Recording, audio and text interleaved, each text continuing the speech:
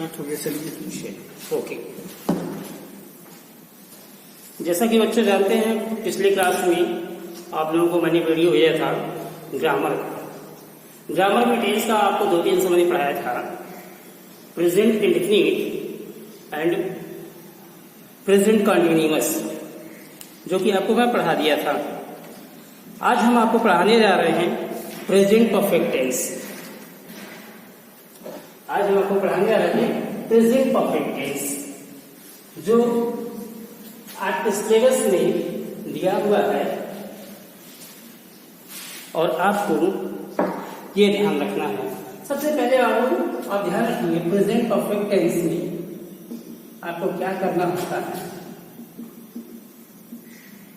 सबसे पहला केस हम देखते हैं बाबू, किसी भी चीज को पहचानना। तो क्या आता है इसका? पहचान, यानी कि आइडेंटिफिकेशन। जब तक हम किसी को पहचानेंगे नहीं, तब तक हम उसके बारे में जानेंगे नहीं। तो फर्स्ट ऑफ ऑल क्या होता है बेटा कि हम उस चीज को पहचानते हैं कि ये क्या है। सपोज आप गए बाजार में सब्जी खरीदना है, मम्मी ने कह दिया सब्जी खरीद लो, मम्मी ने परवल लेना, ये लेना, वो लेना। तो जब तक आप पहचानोगे नहीं तो उस सब्जी खरीदो कैसे? उसी प्रकार से हमारी इस पढ़ाई में भी होता है। तो हम आपको बता रहे हैं प्रेजेंट परफेक्ट टेंस। तो सबसे पहले पहचान में आप आ जाइए बेटा। तो पहचान में क्या होता है, इस टेंस के वाक्यों में काम का वर्तमान काल में, इस टेंस के वाक्यों में काम का वर्तमान काल में पूरा होना पाया जाता है। इसमें, इस टेंस में काम का वर्तमान काल में पूरा होना पाया जाता है और वाक्य के अंत में चुका है, चुकी है, चुके हैं, या है, आ है इत्यादि आते हैं। ये तो पहली बात हुई। ये हो गया है बेटा आपका पहचान। इसको आप नोट करते जाएंगे, मेरी बातों को ध्यान से सुनेंगे। तो अब इन वाक्यों का जब हम अंग्रेजी अनुवाद करते हैं, तो अंग्रेजी अनुवाद करने के लिए बेटा हम सबसे पहले जाते हैं, फर्स्ट हम 3 प्रकार के वाक्यों का अंग्रेजी अनुवाद करते हैं। टेंस में 3 प्रकार के वाक्यों का अंग्रेजी अनुवाद हम करते हैं। उनमें से पहले प्रकार का वाक्य आता है बेटा अफर्मेटिव सेंटेंस। अफर्मेटिव सेंटेंस,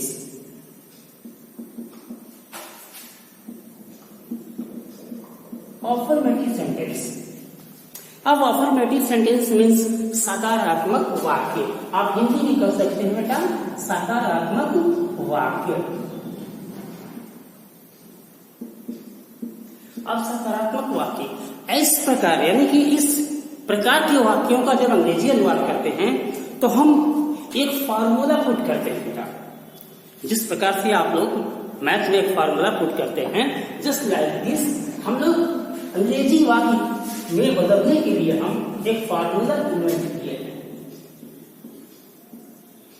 उसको ध्यान रखते हैं। सबसे पहले उस फार्मूले के अनुसार हम क्या करेंगे, सबसे पहले वाक्य की सब्जेक्ट यानी कर्ता को ले आएंगे। तत्पश्चात सहायक क्रिया हैज या हैड को लाएंगे, प्लस मेन वर्ब का थर्ड फॉर्म।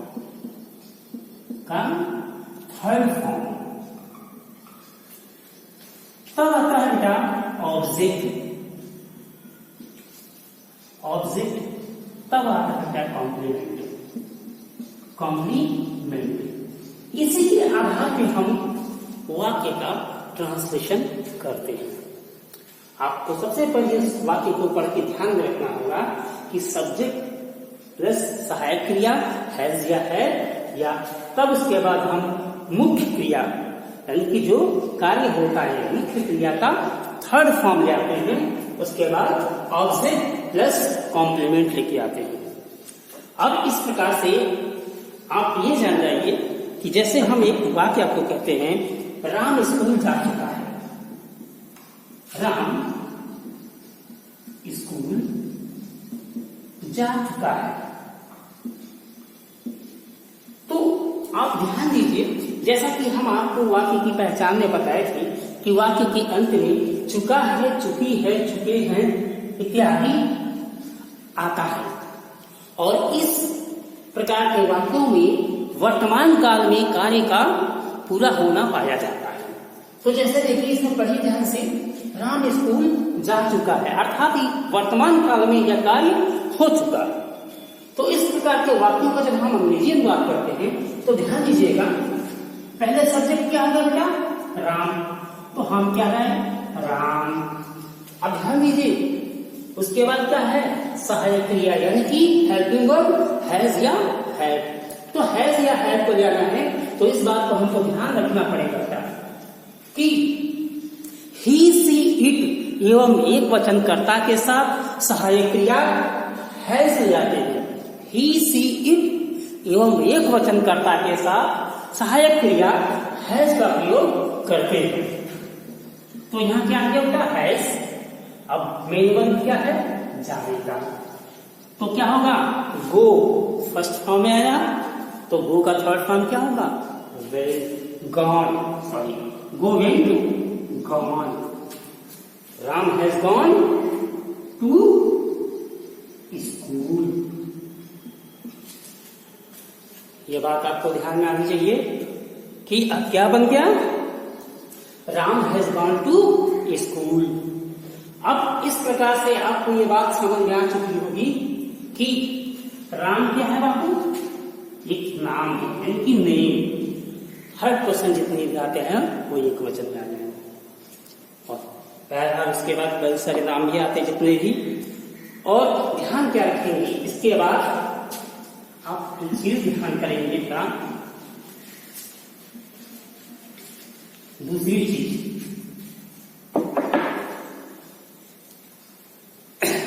आई वी यू दे। आई वी यू दे आपको लिख के दिखा दे रहे हैं। आई वी यू दे एवं बहुवचन कर्ता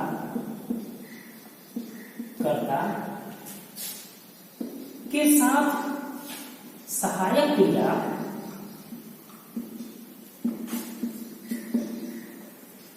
हैव का प्रयोग करके मुख्य क्रिया का थर्ड फॉर्म लगाते हैं।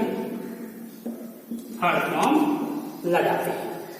ये आपको बेसिक चीजें आपको ध्यान रखना है, उसी अनुसार आप फार्मूले में पुट करेंगे।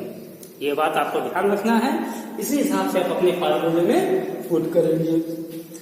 तो अब हम चलते हैं, एक और एग्जाम्पल हम आपको बताते हैं, इस अनुसार आप ध्यान रखेंगे।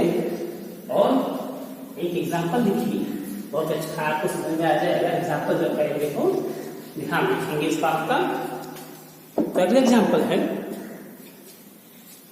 मैंने उसको एक पत्र भेजा। ध्यान रखेंगे, मैंने उसको एक पत्र भेजा। पत्र भेजा। अब देखिए, आपको मैंने बताया था कि वाक्य के अंत में चुका है, चुकी है, चुके हैं, या है, ए है, ई है इत्यादि आते हैं तो वह प्रेजेंट परफेक्ट टेंस होता है। तो इसमें क्या है? भेजा, यानी कि आ। यहाँ भेजा है यानी कि आ है इत्यादि आ गया। तो इससे कंफर्म हो गया कि बेटा ये प्रेजेंट परफेक्ट टेंस का वाक्य है। ये प्रेजेंट परफेक्ट टेंस का वाक्य है। तो जैसा कि मैंने आपको फार्मूला बताया है, उसी फार्मूले के अनुसार हम इसको पुटअप करेंगे। तो सब्जेक्ट क्या है बेटा? मैंने, यानी कि आई, और सहायक क्रिया आई के साथ हैव का प्रयोग करेंगे।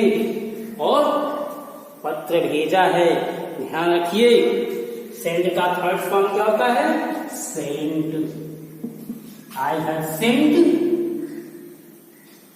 ये लेटर टू हिम। उसको, यानी कि ऑब्जेक्ट क्या हुआ? हिम, उसको भेजा है। और फिर लास्ट में क्या लगाते हैं, फुल स्टॉप। जैसा कि कोई वाक्य समाप्त होता है हिंदी में हम लोग खड़ी पाई और इंग्लिश में फुल स्टॉप यानी बिंदी लगा देते हैं। वहीं पे अगर वह इंटरोगेटिव सेंटेंस अर्थात प्रश्न सूचक वाक्य होता है तो हम क्वेश्चन मार्क अर्थात प्रश्न सूचक चिन्ह का प्रयोग करते हैं। तो यहाँ पे हमने क्या किया, वाक्य पूरा हो गया, फुल स्टॉप का प्रयोग किया। ठीक है बेटा, अब सारी प्रक्रिया उसी की तरफ चलेंगी, लेकिन आपको ध्यान रखना है कि नेगेटिव सेंटेंस होगा तो किस प्रकार आप बनाएंगे। बिल्कुल जैसा कि आपने अफर्मेटिव भी बनाया था तो नेगेटिव बिल्कुल सेम है, बस एक ही चीज जोड़ना है क्या, ये ध्यान रखिएगा। ऐसे सब्जेक्ट प्लस हैज या हैज या हैव वो सब्जेक्ट के अनुसार कोई एक आएगा, दोनों एक साथ कभी प्रयोग नहीं होता है, ये बात ध्यान रखेंगे क्या। तत्पश्चात आप देखिए नॉट का प्रयोग करेंगे, चूंकि ये क्या है, नेगेटिव सेंटेंस है, ये नेगेटिव सेंटेंस है, सो दैट इसमें नॉट का प्रयोग होगा। फिर क्या हो जाएगा बेटा, मेन वर्ड थर्ड फॉर्म में। तत्पश्चात क्या जाएगा बेटा, ऑब्जेक्ट यानी कि कर्म, फिर कॉम्प्लीमेंट आ जाएगा बेटा, और लास्ट में क्या जाएगा, फुल स्टॉप। जैसा कि अफर्मेटिव आपने बनाया था बिल्कुल सेम वही बनेगा, सिर्फ एक वर्ड क्या जुड़ गया, नॉट। ठीक, इस प्रकार का एक वाक्य आप देख के समझ लें। जैसे उसने गाना नहीं गाया, उसने गाना नहीं गाया, उसने गाना नहीं गाया है। अब यहां देखिए क्या नहीं आएगा, और उसने है तो उसने का संबोधन के लिए हम क्या लगाएंगे, सब्जेक्ट ही। अब जब ही है तो भाई जाहिर सी बात है सहायक क्रिया क्या आ जाएगा, हैज। और फिर उसके बाद जैसा कि आपने इसमें लिखा है नॉट, अब फिर गाना गाया, सिंग होता है गाना गाना, सिंग सैंग संग, संग हो जाएगा थर्ड फॉर्म, संग ई सॉन्ग, फुल स्टॉप। ये आप ध्यान रखेंगे, इस प्रकार से आपको नेगेटिव सेंटेंस बनाना है। इस प्रकार से नेगेटिव सेंटेंस बन जाएगा बेटा, और कोई समस्या आपको नहीं होनी चाहिए। अगर कोई समस्या होती है तो आप मुझे फोन करके मुझे पूछ सकते हैं any time, how possible, any time, आप जैसे चाहें आप मुझे फोन करके पूछ सकते हैं। अब इसी में एक और एग्जांपल आप देखकर समझ सकते हैं बेटा कि किस प्रकार से कभी कभी बच्चों को कंफ्यूजन हो जाता है कि सर मान लिया इस तरह का ये क्वेश्चन है तो अब कैसे बनाएंगे। तो इस तरह से एक और देखिए, बढ़ई ने कुर्सी नहीं बनाई, बढ़ई ने कुर्सी नहीं बनाई है। अब ध्यान दीजिए, बनाई है क्योंकि आपके पास सिंपल आता है, चुका है, चुकी है, चुके हैं, तो वो तो आप देख के समझ जाते हैं। लेकिन कहीं पे जब वहां आता है या है, ई है, ए है, तो बच्चे थोड़ा कंफ्यूज रहते हैं। तो ये बात अपने माइंड में सेटअप कर लें कि चुका है, चुकी है, चुके हैं के साथ या है, ए है, ई है भी इसकी पहचान होती है। यानी कि देखिए वर्तमान में ये कार्य हो चुका, बढ़ई ने कुर्सी नहीं बनाई, भाई उसने बनाया ही नहीं। तो आप ध्यान दीजिए कि नॉट का प्रयोग हो गया, तो क्या लिखते हैं, the carpenter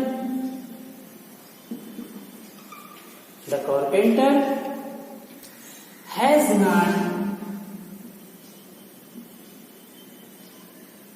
not made a chair.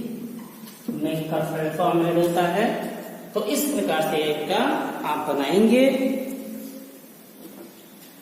अब इसी में एक एग्जांपल और भी आप देख लीजिए। उन्होंने घोड़ा नहीं बेचा, उन्होंने घोड़ा नहीं बेचा है। अब उन्होंने की अंग्रेजी क्या होती है बेटा? दे। और जब दे आ गया तो इस प्रकार से हमने आपको बताया था पहले ही कि आई भी यू दे के साथ हम सहायक क्रिया हैव का प्रयोग करते हैं। तो क्या आ जाएगा बेटा? Have. They have not sold the horse. ये हुआ they have not sold the horse. अब इस प्रकार से नेगेटिव सेंटेंस बन गया। अब आपको देखना है बेटा कि अब इंटरोगेटिव सेंटेंस किस प्रकार से बनाया जाता है। तो फर्स्ट ऑफ ऑल आप देखिए इंटरोगेटिव सेंटेंस। इंटरोगेटिव सेंटेंस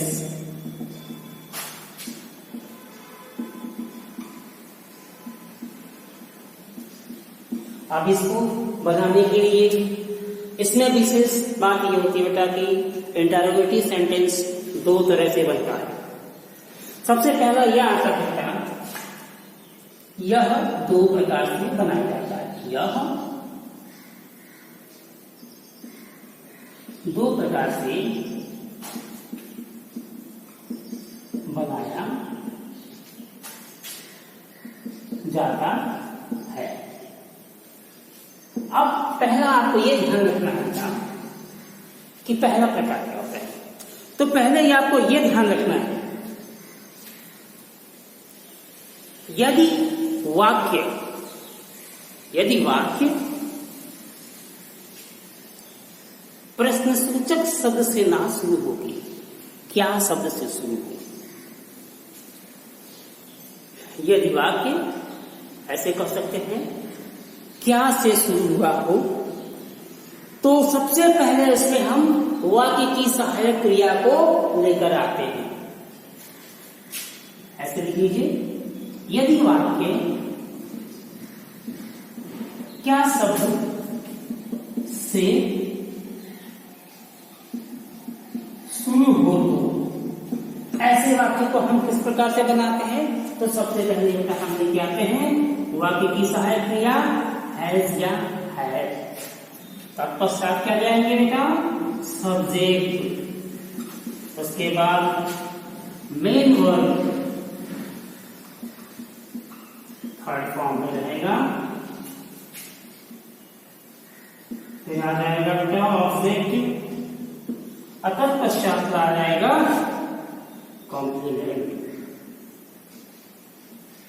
और इसमें एक विशेष बात आपको ध्यान रखना है कि वाक्य आपका चाहे कितना हो सुंदर हो या बढ़िया बना हो, लेकिन अगर आपने क्वेश्चन मार्क नहीं लगाया तो क्या होगा? वह वाक्य गलत हो जाएगा। इसलिए लास्ट में आप क्या लगाएंगे? Question mark. अब इस प्रकार के वाक्य को आप कैसे करेंगे जरा ध्यान दीजिएगा मेरी बातों पे। वाक्य जैसे हम आपको बता रहे हैं,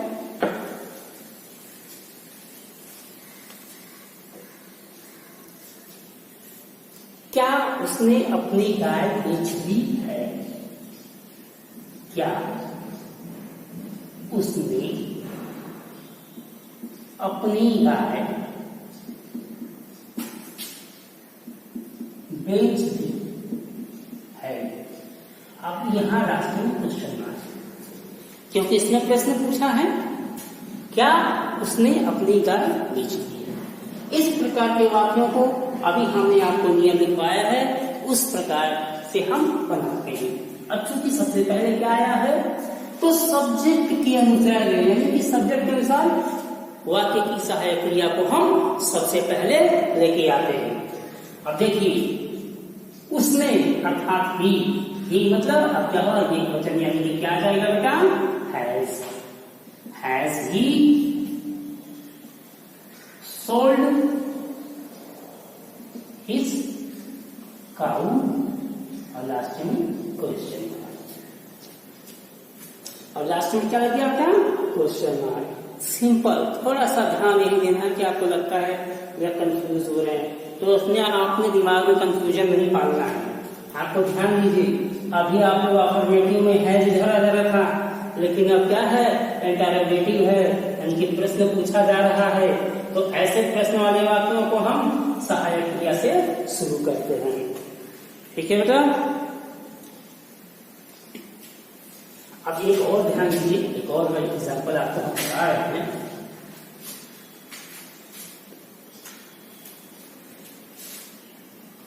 क्या तुमने अपना पाठ याद कर लिया है? अब क्वेश्चन मार्क लग गया। अब ध्यान दीजिए, अब यहां तुमने है अर्थात यू, तो क्या हो जाएगा बेटा, तो यहां पे लग जाएगा हैव यू लर्न का third form learn your lesson, और लास्ट में क्वेश्चन। इस प्रकार से वाक्यों को बनाते हैं और आप लोग घर पे अपनी किताबों से देख करके बनाएंगे। आपको अगर कोई परेशानी होती है तो आप लोग मुझे मेरे नंबर पे कॉल कर लीजिएगा 6306471902। इस नंबर पे आप मुझे कॉल करके पूछ सकते हैं, सर मुझे ये दिक्कत है या वो दिक्कत है, आपका समाधान तुरंत किया जाएगा। अब ये हुआ। दूसरी बात आपको ध्यान दीजिए, जो सेकंड कंडीशन है कि जब प्रश्नसूचक शब्द वाक्य के बीच में हो, ध्यान दीजिएगा, जब प्रश्नसूचक शब्द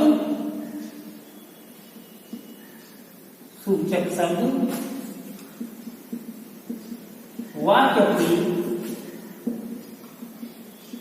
बीच में हो, तो ऐसे कंडीशन में आपको क्या करना होता है। अब ऐसे कंडीशन में इस बात को ध्यान रखते हैं बेटा कि सबसे पहले हम क्या करेंगे, अब उस प्रश्नसूचक शब्द की अंग्रेजी कहां जाएंगे, सबसे पहले तो हम क्या करेंगे, प्रश्नसूचक शब्द यानी कि क्वेश्चन वर्ड, फिर क्या दे आते हैं, सहायक क्रिया हैज या हैव, फिर आ जाता है बेटा सब्जेक्ट, और सब्जेक्ट के पश्चात आता है मेन वर्ड अर्थात मुख्य क्रिया थर्ड फॉर्म, देन ऑब्जेक्ट, फिर कॉम्प्लीमेंट, और लास्ट में बेटा क्वेश्चन मार्क अवश्य लगाएंगे। और इस प्रकार से हम वाक्यों को बनाते हैं।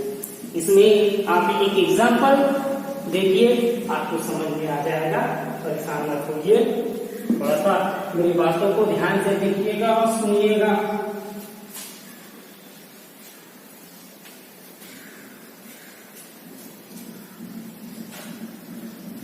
अब देखिए एक वाक्य है, लड़का कहाँ भाग गया है। अब चूंकि प्रश्नसूचक शब्द वाक्य के बीच में आया है, तो जो फार्मूला हमने आपको बताया है उसी फार्मूले पर हम इसको रखेंगे। कहाँ यानी कि लड़का है, एक वचन, इस नाते हैज लगेगा। The boy, where has the boy run runaway means बेटा भाग जाना, तो run, ran, run, third form भी रन ही होता है। ठीक है, इस प्रकार से आप अपने वाक्यों को बनाएंगे और कोई भी परेशानी होती है तो आप मुझे पूछेंगे और अन्य किताब में दी हुई अन्य चीजों को यानी कि अग्रिम वाक्य को आप लोग बनाएंगे और किताब को ध्यान से पढ़ेंगे। अगर इसमें भी कोई दिक्कत होती है तो आप मुझसे पूछ लेंगे। ठीक है, धन्यवाद। उम्मीद करूंगा आप लोग बढ़िया से पढ़ाई करें।